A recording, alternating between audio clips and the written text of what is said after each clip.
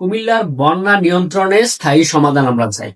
আমরা দেখেছি 2024 সালের ভয়াবহ বন্যায় কুমিল্লায় ব্যাপক ক্ষয়ক্ষতি হয়েছিল।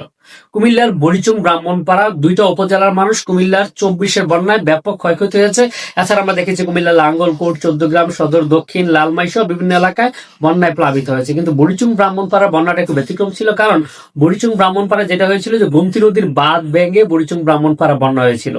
এই ঘটনাটা নতুন নয়, যতবারই বাঁধ ভাঙছে গোমতী নদীর, মানে গোমতী নদীর ক্ষেত্রে আমার কথা হচ্ছে নদীর কি আমাদের সাথে বৈষম্য করে?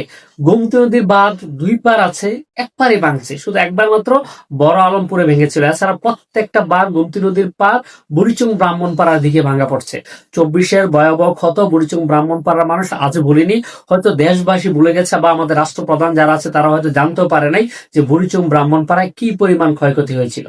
এখন আমাদের বুড়িচুং ব্রাহ্মণপাড়ার বাসীর দাবি হচ্ছে দ্রুত সময়ের মধ্যে এই যে গোমতী নদীর বাঁধটা, কারণ বৃষ্টির সিজন চলে আসছে, আবার জুলাই আগস্ট আসবে, যে আগস্টে বুড়িচুং ব্রাহ্মণপাড়ার মানুষ ভয়াবহ বন্যা দেখেছিল। এর আগে গোমতী নদীর বাঁধটাকে একটি শক্ত বাঁধ নির্মাণ করা, যেন প্রতি বছর, মানে আমরা বারবার দেখছি গোমতী নদীর বাঁধ উত্তর দিকে ভাঙছে।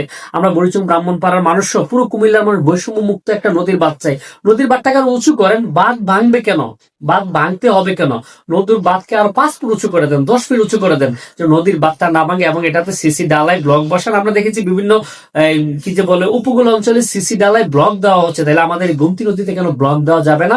গোমতী নদীর উত্তর পার এবং দক্ষিণ পার দুই পারটাকে শক্তভাবে বাঁধ বাঁধা হোক, এবং যেন বৈষম্য শিকার না হয়। এবং আমি এক্ষেত্রে বিশেষ করে আমাদের কুমিল্লা 6, কুমিল্লা 5, কুমিল্লা 4, কুমিল্লা 3 এই 4 জন এমপি কে আকুল আবেদন করবো, আপনার উদ্যোগ নিয়ে কুমিল্লার গোমতী নদীর দুই পারে টেকসই বাঁধ নির্মাণ করুন।